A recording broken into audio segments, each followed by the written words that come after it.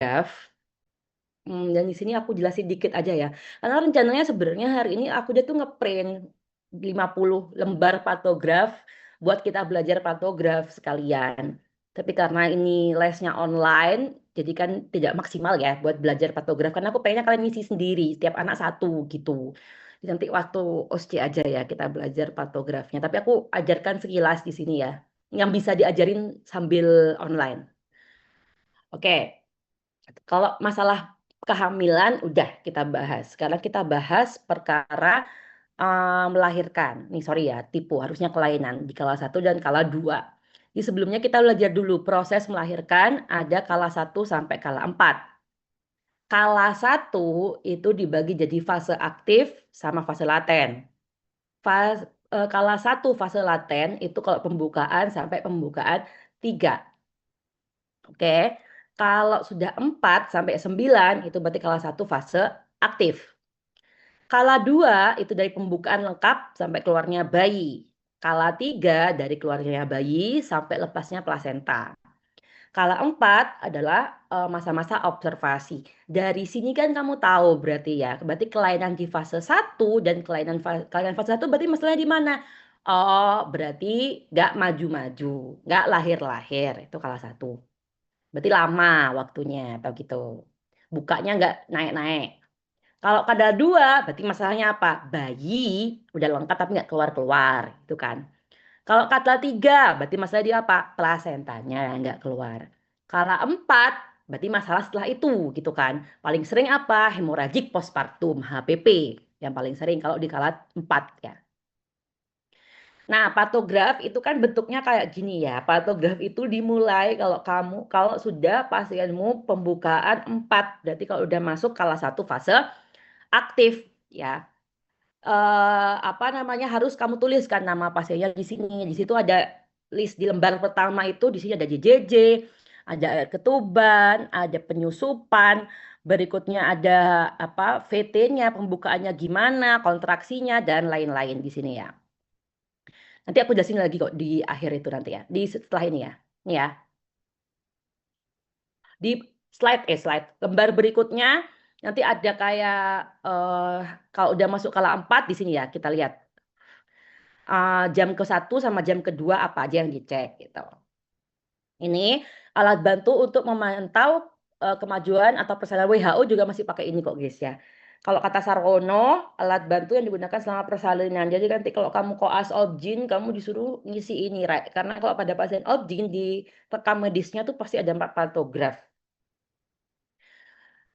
Nah, yang kamu ingat satu kotak kecil itu berarti waktunya 30 menit. Berarti yang lebar itu berarti 1 jam ya. Ini yang dicek. Yang pertama kamu harus ingat VT. VT itu tiap 4 jam. Yang diperiksa di VT itu apa sih? Kan pembukaan serviks. Selain pembukaan serviks, penurunan bagian terbawah janin kan. Habis gitu ada molase gitu kan. Molase itu kepalanya nyatu apa enggak gitu. Itu berarti setiap 4 jam. Apapun yang dilakukan di VT, berarti kamu nilainya 4 jam semua. DJJ tiap 30 menit. Terus kontraksi tiap 30 menit. Nadi tiap 30 menit. Urin, aseton sama protein itu tiap 2 sampai 4 jam. Ini ya, ini hiwir-hiwir ya, kamu tulis di sini semua diagnosisnya. DJJ tadi kan tiap 30 menit ya. Nanti kamu kasih titiknya di sini. Misalnya DJJ 140 di sini, 140 di sini berarti kan. Terus habis itu setengah jam berikutnya kamu cek 120, berarti kan berikutnya ada di sini gitu. Nanti digaris kasih garis gini, naik turun naik turun naik turun gitu. Kalau DJJ. Terus di bawahnya kan ada air ketuban dan penyusupan. Dilakukan sambil barengan sama VT, berarti tiap 4 jam ya guys ya. Kamu tulis nanti kalau U berarti ketubannya belum pecah. Kalau J berarti masih jernih. Kalau M ada mekoniumnya, ada empupnya bayinya. D kalau ada darahnya. Kalau K udah kering, udah nggak ada basah-basahnya sama sekali. Habis itu cek apa juga molase. Molase itu ini guys, harusnya ubun-ubun itu kan ada celahnya ya di sininya ya. Jadi pas kamu VT, ini kepala nih, misalnya kepalanya bayi. Harusnya tuh pas kamu VT nggak ada apa ya, ada celah di sininya, terpisah gitu loh. Berarti molasenya 0, berarti bagus, gak ada masalah berarti ya. Tapi kalau molasenya 1, berarti antara tulang-tulang nyatu gini. Pas kamu VT loh, kok udah nyatu gitu. Terus, tapi kalau yang 2 gini udah, kamu pegang, loh. Tapi kalau yang 2 pas kamu giniin, ini kan berhimpit gini ya. Pas kamu masukin tanganmu terus kamu ya masih bisa misah tuh 2. Tapi 3 pas kamu himpit nggak bisa pisah gitu. Apa tandanya? Kalau molasenya tinggi, berarti kan logikanya bayi itu kepalanya kan memasuki jalan yang sempit gitu kan, nggak bisa masuk gitu loh. Berarti ada masalah nih, entah bayinya kepalanya yang terlalu besar atau pinggul ibunya yang terlalu kecil. Namanya CPD, Cephaloporphic Disproportion. Itu salah satu kelainan di mana nanti gangguan di kelas 1 ataupun kelas 2 ya. Nah, yang ketiga nanti kemajuan persalinan. Kita lihat pakai pembukaannya ya. Ingat tadi kan dimulai dari kalau pembukaannya pembukaan 4. Titik pertama yang kamu tulis yang tadi gambarnya X ya kan ya. Pembukaan berapa itu harus memotong garis waspada, Rek. Maksudnya apa? Misalnya pasien datang jam 10 pagi misalnya ya. Kamu cek pembukanya 6, bukan ditulis di sini ya, 6-nya, tapi ditulis di sini. Yang memotong garis waspada kan 6 di sini toh, berarti di sini. Oke.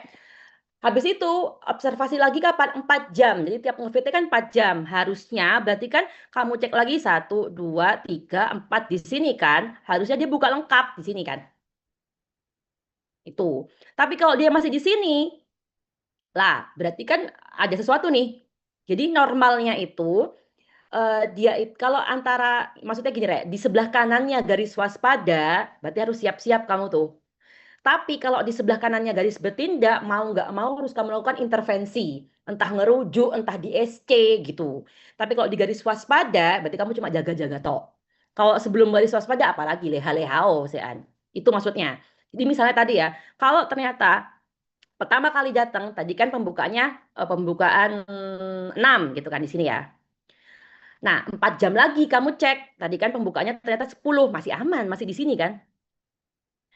Oke, tapi kalau ternyata kamu cek dia ternyata pembukaannya 4 jam lagi nih ya. Sebentar, 1, 2, 3, 4. Nah, pembukaannya lagi ternyata tetap di 6. Berarti kan di sini dia. Oke, hampir melewati apa garis bertindak. Maka ada masalah di sini dong. Harusnya kalau pembukaan 6 kan kamu harapkan 4 jam lagi dia udah di sini kan, masih di sini ya. Kok di sini? Berarti harus segera kamu lakukan sesuatu. Berarti ada pemanjangan gitu maksudnya. Maksudnya patograf tuh bisa menilai ini, guys. Jadi kalau melewati garis waspada, hati-hati masih ya. Kalau melewati garis bertindak harus kamu lakukan intervensi sudah. Entah dirujuk, entah di SC, entah diapain itu ya. Nah, berikutnya molase, sorry kok molase, bagian terbawah janin. Bagian terbawah janin kan pakai Hodge ya, Rek ya. Di mana kita nanti pakai buletan kayak gini. Nah, kalau kamu bingung sama Hodge, ini adalah apa namanya Hodge 1, Hodge 2, ini nih ngomongnya. Hodge 1, Hodge 2, Hodge 3, Hodge 4. Hodge 1 itu berarti masih di atasnya ini. Promontorium ya di sini ya. Hodge 2 berarti di bawahnya sini. Hodge 3 di sini. Hodge 4 itu berarti sudah keluar di perineum gitu. Nah, biasanya kita bilangnya 5/5. 5/5 itu masih di atas, berarti nggak sampai Hot 1 gitu. Kalau antara Hot 1 sampai Hot 2, berarti sekitar segini, kita bilangnya itu 4/5. Berarti kamu di sini, kamu bulatkan jadi 4 di sini. Bulatin 4. Terus kalau 3/5 antara Hot 2 sampai Hot 3. Berikutnya, Hot 3 plus, berarti ya itu 2/5, berarti sekitar di sini. Nah, kalau nanti intinya semakin nanti apa semakin Hodge 4 semakin minggir berarti ya kamu nanti bilangnya berarti 0 gitu. Oke, jam waktunya udah tadi kan ya. Nih ya, garis waspada tadi aku bilang kan kamu cek dari tadi ya pembukaan 4. Terus harusnya Rek, kalau udah pembukaan 4 itu kira-kira pembukaan itu naik tiap 1 jam itu 1 senti gitu. Makanya kalau kamu pembukaan 6, tadi kan aku bilang kalau kamu datang pas pembukaannya 6, 4 jam lagi harusnya lengkap gitu. Kalau misalnya enggak sampai lengkap nih, 4 jam lagi kamu cek kok nggak lengkap ya? Berarti kan ada masalah nih. Berarti ada masalah di kelas 1 fase aktifnya gitu. Berarti ada memanjang nih atau macet atau apa gitu ya. Tapi kalau udah lewat garis bertindak, tadi kan ya, udah lewat garis bertindak, harus kamu segera cari rujukan atau di SC pasiennya ya. Yang lainnya aku skip ya, Rek. Yang penting itu aja kalau di PPT yang ini ya.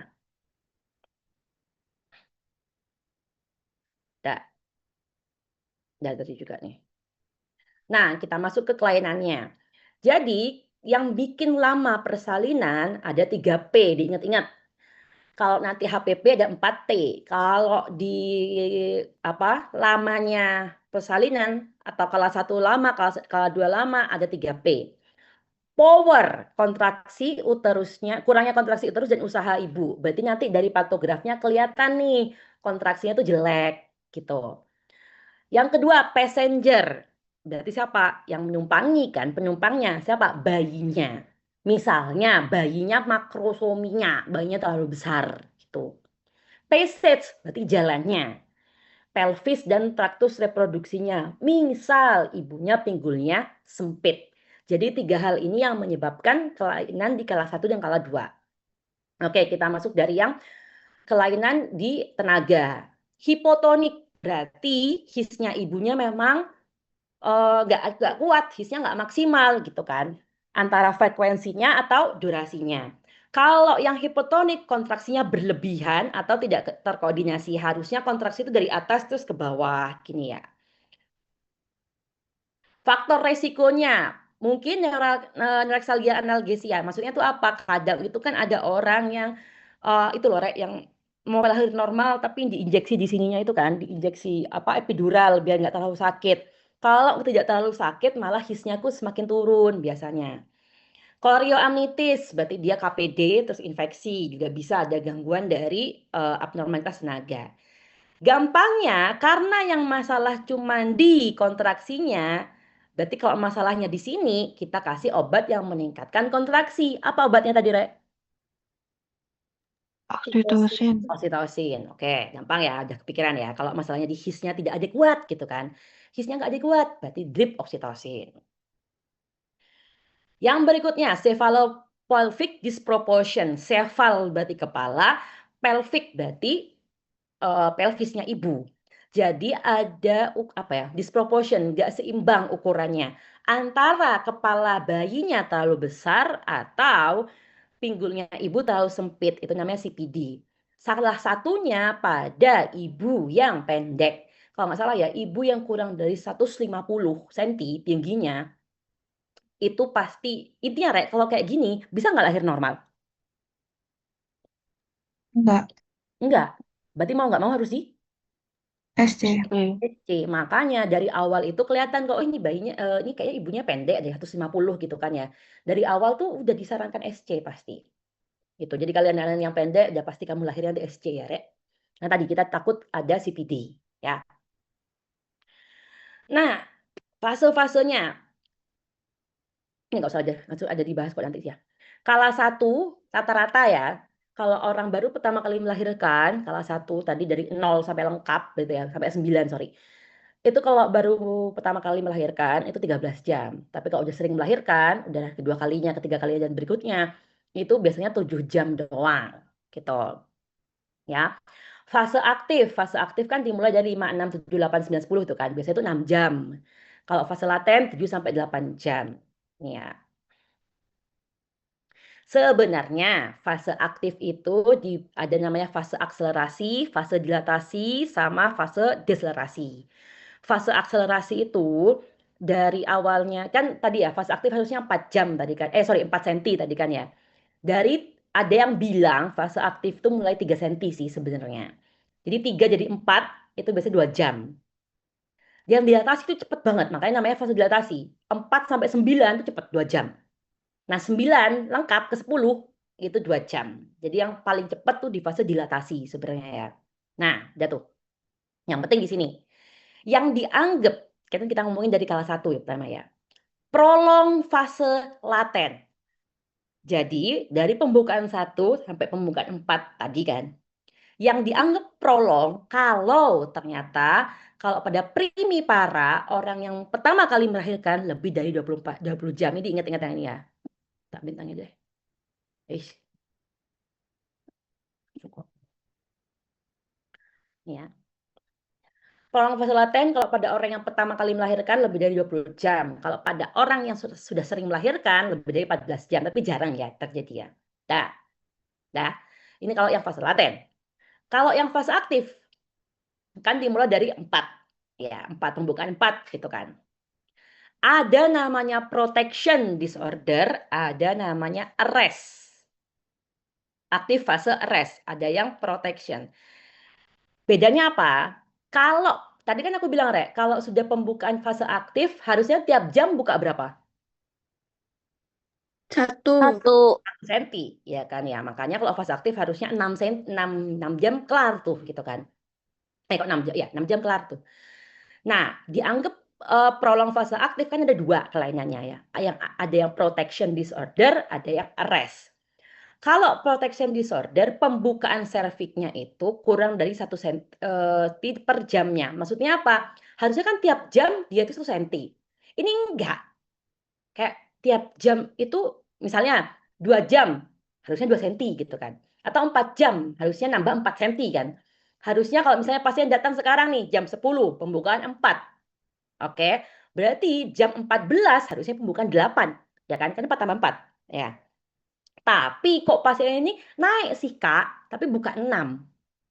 Naik kan sebenarnya pembukaannya, tapi lebih lambat. Nah, itu namanya protection disorder. Ada pembukaan, ada pertambahan, tapi nggak sesuai dengan prediksi, gitu. Itu namanya protection disorder. Oke? Tapi kalau arrest, kalau netap, gitu. Jadi harusnya, tadi kan aku bilang, tiap VT kan tiap 4 jam ya, Rek, ya. Kalau setelah 4 jam itu ternyata dia nggak sesuai sama prediksimu atau dia udah melewati garis waspada, kamu naikin bukan tiap 4 jam lagi, tapi tiap 2 jam kamu cek. Oke, jadi yang pertama kamu cek tiap 4 jam. Kalau udah melewati garis waspada, kamu ceknya tiap 2 jam. Nah, yang dikatakan arrest adalah nggak nambah. Jadi kalau yang protection nambah, tapi nggak sesuai dengan prediksi, tapi lambat gitu ya. Tapi kalau yang arrest nggak nambah sama sekali. Oke, aman ya. Tar, ini loh.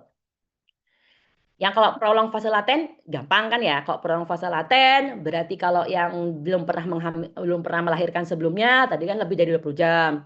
Kalau ternyata dia sering pernah melahirkan sebelumnya lebih dari 14 jam. Terapinya apa? Belum ada indikasi SC sebenarnya ya. Jadi cukup kita kasih oksitoksin gitu kan atau di amniotomi. Amniotomi itu di apa? Di apa pecahin ketubannya tapi jarang ya kejadian di situ. Kalau yang fase aktif tadi, kalau yang protected aktif fase dilatasi, berarti tadi yang kalau dia ada tapi nggak nambah tadi kan ya. Biasanya sih curiga nanti ada CPD gitu. Apa? Arrest intinya kalau tidak ada penambahan kalau arrest. Nah, kalau emang arrest nih, kan tadi aku bilang 4 jam kamu cek. Ih, ada sih Kak, tapi nggak nambah. Oke, masih protection berarti tapi kan. Pas kamu cek lagi nggak nambah sama sekali 2 jam, berarti kan arrest. Yang kita takutkan apa? CPD tadi. CPD yang tidak terdeteksi, baru ketahuan pas mau melahirkan gitu kan. Kalau kamu yakin penyebabnya bukan CPD gitu kan, pas kamu VT aman kok, nggak ada molase kok gitu kan. Ya udah kamu apain? Drip oksitosin dulu. Oke? Atau bisa kamu pecahkan ketubannya. Tapi kalau udah kamu drip oksitosin, kamu pecahin ketuban, kok tetap gak melahirkan gitu ya, harus segera di SC. Tapi kalau dari awal kamu yakin, oh iya ternyata ada molase, udah nempel gitu kan kepalanya, yang mau nggak mau harus segera di SC. Oke? Jadi pilihannya itu, kalau ada orang lama nggak melahirkan, asalkan penyebabnya bukan CPD, boleh kamu drip oksitosin atau kamu amniotomi, pecahkan ketubannya. Tapi kalau memang tidak ada kemajuan setelah kamu pecahkan ketuban atau kamu drip oksitosin, ya SC. Atau dari awal kamu yakin dia CPD, nggak perlu di drip, nggak perlu dia apain langsung di SC. Ya, ya kalau protected ada kemajuan tapi lambat. Kalau arrest, tidak ada penambahan dilatasi sama sekali setelah 2 jam. Ya, kapan di SC tadi pembukaan lebih dari 6 senti, udah pecah ketubannya, udah kamu pecahkan gitu ya, udah kamu drip oksitosin, tapi kok tetap gak melahirkan, ya udah di SC. But pemberian oksitosin tadi kan bikin kontraksi uterus ya. Sebenarnya pemberian oksitosin itu juga hati-hati guys, karena dengan kamu ngasih oksitosin yang tinggi, nanti punya efek samping. Efek sampingnya bisa apa? Nanti bisa di kelainan fase 4. Kalau 4 bisa apa? Perdarahan. Karena kontraksinya terlalu berlebihan. Jadi dibikin HPP. Bikin tensi tinggi soalnya oksitosin itu ya. Nah, kelainan di kala 2, berarti kala 2-nya memanjang. Apa namanya? Dari pembukaan lengkap sampai keluarnya bayi. Pada orang yang belum pernah melahirkan sebelumnya, itu 1 jam harusnya melahirkan maksimal. Kalau orang yang udah pernah melahirkan sebelumnya, setengah jam melahirkan itu. Dah. Nah, ini kelainannya ya. Intinya kan kelainannya 3 tadi kan. Kalau nggak power, apa tadi? Passenger, passage. Masalah di power, inersia uteri. Inersia uteri gampang kan, berarti apa? Hisnya yang jelek, kontraksinya lemah gitu kan. Penyebabnya ibunya capek, atau distensi uterusnya, atau sedasi yang berlebihan, tadi habis apa diinjeksi anti nyeri gitu ya. Penata laksananya gampang kan tadi kan, intinya kataku apa? Drip oksitosin, amniotomi, observasi. Nah, kalau distasia itu apa? Serviknya nggak membuka, padahal kontraksinya adekuat. Mungkin ada luka pada serviknya, jadi serviknya itu fibrosis. Atau bekas luka apa namanya operasi. Atau dia hamil pertama kali, tapi usianya tua gitu. Penata laksananya ya cukup diobservasi aja sih. Kalau emang tetap kayak intinya terapinya tadi ya, Rek ya. Kalau masih aman ya udah dari drip dulu, amniotomi, nggak mempan, SC. Malposisi kepala janin, apa itu? Nanti aku bahas sendiri ya sebenarnya ya. Jadi ada namanya malposisi, ada namanya malpresentasi. Kalau posisi malpresentasi itu intinya kayak harusnya janin itu kan posisinya membujur ya, kepala yang di bawah. Dan harusnya kepala yang bagian belakang ini yang muncul. Tapi kalau pada malposisi atau malpresentasi bisa letak lintang, bisa letak oblik, itu yang pertama. Atau kepala kok Kak di bawah, tapi malah wajah yang keluar. Atau sini yang keluar, harusnya kan sini ya. Oke, misalnya sungsang gitu kan. Apa yang bisa kita lakukan nanti? Rotasi manual. Jadi kita bisa putar sendiri gini. Atau biasanya kita ekstraksi vakum. Ekstraksi vakum itu pada orang yang drip oksitosin gampang gitu ya. Ini sebenarnya tips juga ya. Ada namanya ekstraksi vakum. Kalau pada ibu sudah kala 2 nih, ingat ya, Rek, kalau kelas 1 bisa kamu SC masih kan. Kalau kelas 2 berarti kan udah di memek toh. Jangan di SC. Kenapa? Kan udah di memek. Masa kamu SC udah keluar di memek masih mau kamu keluarin gini bayinya ke atas kan nggak mungkin gitu ya. Gitu. Jadi apa namanya? Kita teknik yang lain kalau kelas 2. Udah ada KPD tadi ya sama patus lama kelas 1 tadi udah. Kala 2 lama tadi ya, kalau misalnya ini harusnya setengah jam, sorry guys. Kalau harusnya kalau yang primigravidia 1 jam, kalau yang multigravidia itu setengah jam. Penyebabnya bisa kontraksi lemah, analgetik yang berlebihan tadi, atau CPD. Udah tadi ya. Ini CPD juga. Nah, yang sering terjadi ini, distosia bahu. Harusnya lahir itu kan kepala duluan. Habis kepala keluar, kamu itu nggak boleh narik kan, Pak. Kamu tuh cuma mengeluarkan bahu, set, set, keluar. Tapi yang sering kepala keluar, tapi bahu nggak keluar. Itu namanya distosia bahu. Biasanya pada ibu yang besar, makrosomia, pada ibu dengan DM gestasional. Penata laksanaannya kita lakukan manuver microbirth. Apa itu? Kalau orang melahirkan kan mengkangkang biasa toh. Kalau microbirth jadi tangannya itu si ibu tangannya dua-duanya di sini harus megang ininya kayak tarik ke belakang loh, Rek. Jadi benar-benar tangannya ibu tuh masuk di pahanya terus di wah gini loh.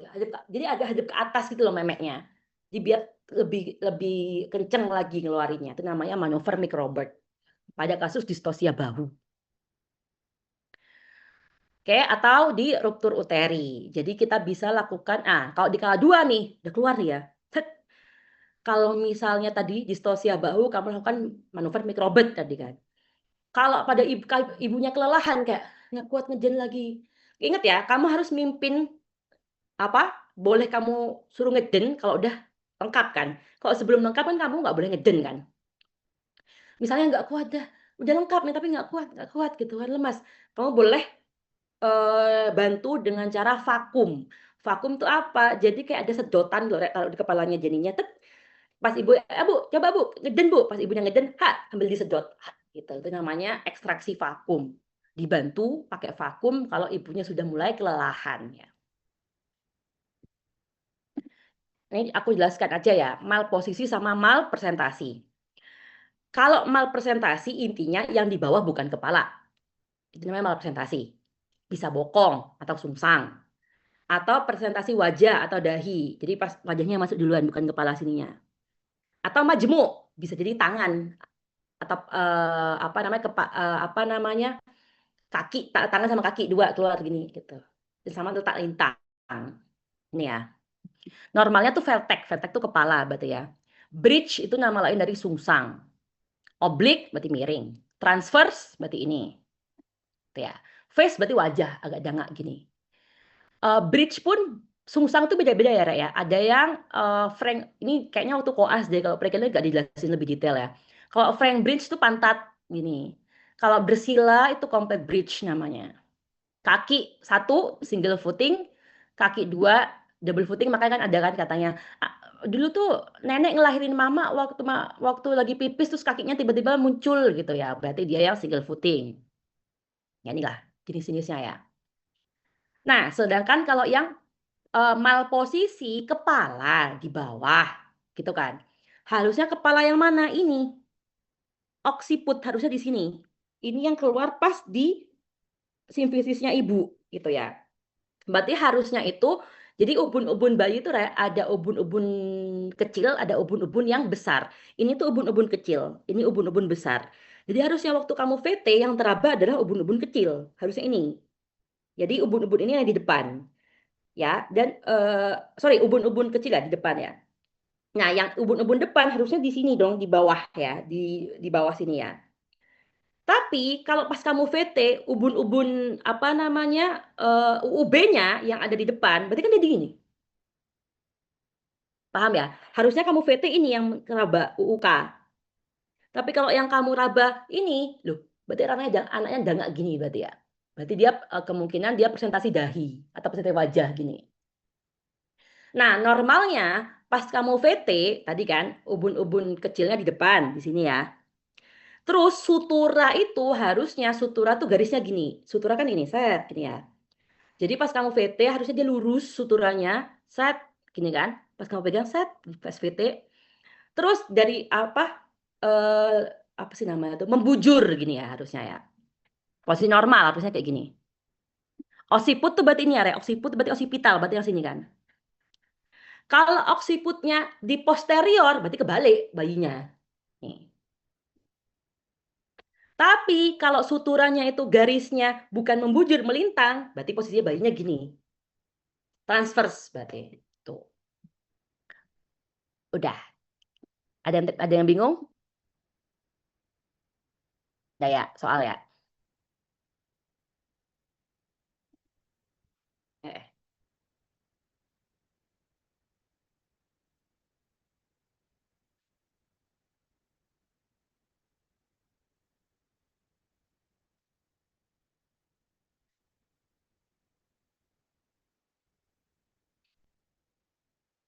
A. Yes.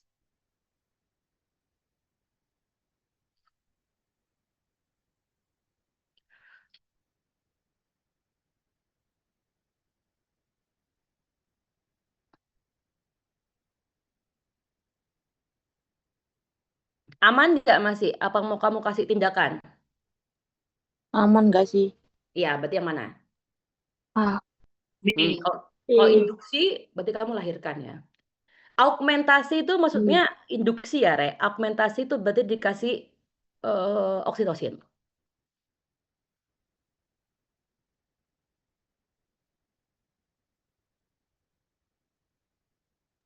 1 jam? Hmm? Jam. Salah. 4 jam. 4 jam.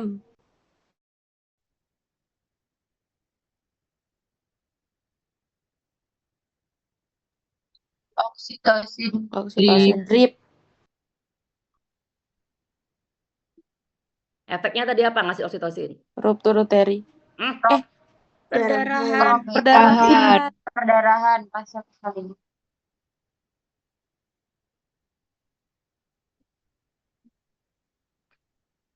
Laten memanjang. Laten emang memanjang. memanjang. Iya. Laten memanjang kapan? Oh. Dibilang laten memanjang kalau berapa? Lebih dari 20. Oke, ini berapa? Oh, fase aktif. 8. Berarti masih apa?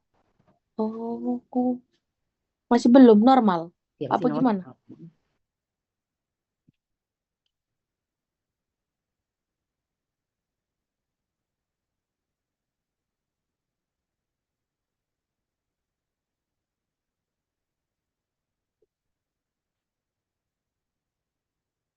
Berarti masalahnya di mana? Tidak ada penurunan. Mm-mm. Tidak ada Correct. penurunan. Pembukanya lengkap. Hodge 2 tuh berarti normal nggak? Hodge 2 tuh. Kalau pembukaan lengkap harusnya di Hodge berapa? 4. 4. 4. Berarti masalah di 5. mana? Berarti bayinya nggak bisa Turun. turun. Berarti yang mana jawabannya? E. Ya, arrest of descent. Kemungkinan apa, Rek? Pinggangnya si Yes, pelvic. CPD. Biasanya kalau CPD itu ya kehamilan waktu hamil pertama kali taunya. Kalau hamil kedua, ketiga kan udah aman ya, udah ketahuan kalau dia CPD.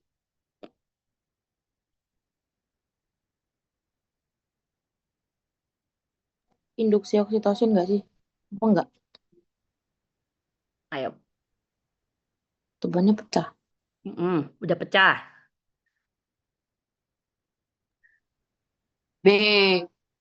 Perhatikan baik-baik. Kepala masih di Hodge 2. Masuk akal nggak? Masih di atas. Enggak. Enggak. Enggak. Berarti apa? C. Iya. Tadi tindakan yang tepat, cari dulu kenapa kok dia nggak turun-turun gitu. Oh.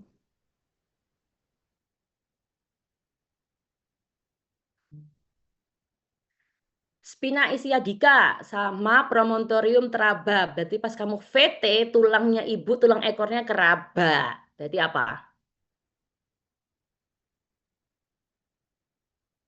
Malposisi. Tulang ekor loh, Rek. Ibu, bukan tulang ekornya si janin. Pas sempit. Yes. Pas kamu VT, kamu bayangin VT tapi keraba tulangnya ibu yang dari bagian pantat. Berarti kan kecil tempatnya. Pendek nggak sih? Maksud bukan kecil. Iya gitu. Yes, itunya kecil dong. Apa cervix, pelviknya. Ya gampang tuh.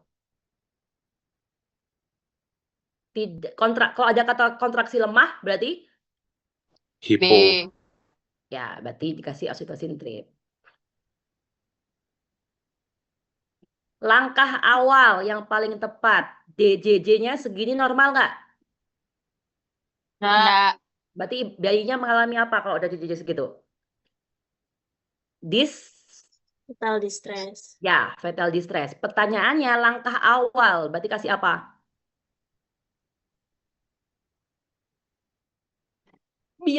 Biar janinnya nggak distress, berarti kasih apa? O2. B. B. Ini ada ya, aku nggak tahu kalau udah jajan apa nggak. Salah satu tanda fetal distress, DJJ naik atau DJJ turun, atau bayinya sudah memproduksi apa? Mekoneal. Jadi ini ketubannya warna hijau pekat. Ini juga tanda kalau bayinya sudah distress.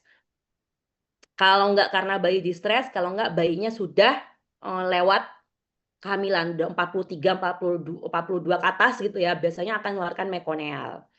Nah, kalau selain nanti posisikan miring kiri dan berikan oksigen, tapi kalau tetap nggak membaik, ya, kalau udah fetal distress nggak membaik, nggak usah kamu mikir drip oksitosin apa, SC langsung, karena gawat janin. Kalau nggak segera dikeluarkan, bayinya bisa mati.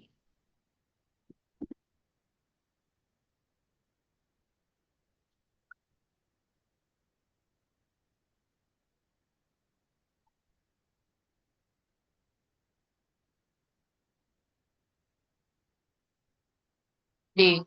Taksi. Apa? Vakum. Ekstraksi vakum.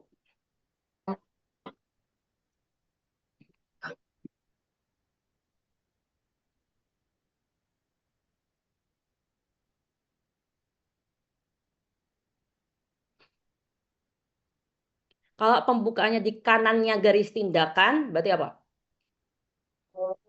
Lambat. Yes, berarti sudah ada apa-apa. Nih, JJJ-nya dia 90, berarti kamu apain? Yang terbaik. Oh, 2. Bukan awal, yang terbaik. Bukan ya? SC. Oh. SC. Sesio Cesarea Kalau segera. O2 kan mungkin saja dong, guys.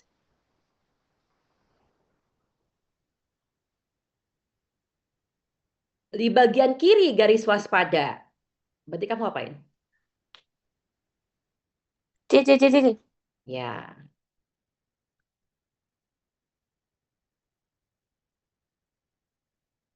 Suturanya miring kanan depan.